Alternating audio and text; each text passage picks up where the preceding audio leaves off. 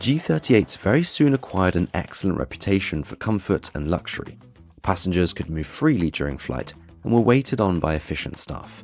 Though their passenger capacity was relatively small, given the imposing size of the aircraft, it was soon ensured that it became the pride of Lufthansa and German flying. In 1933, D2500 had been christened by Marshal Hindenburg after the then President Hindenburg. In 1934, both aircraft returned for another refit, receiving all new engines in the form of inline six-cylinder Jumo 4s, with the latest total power coming out at 4,023 horsepower.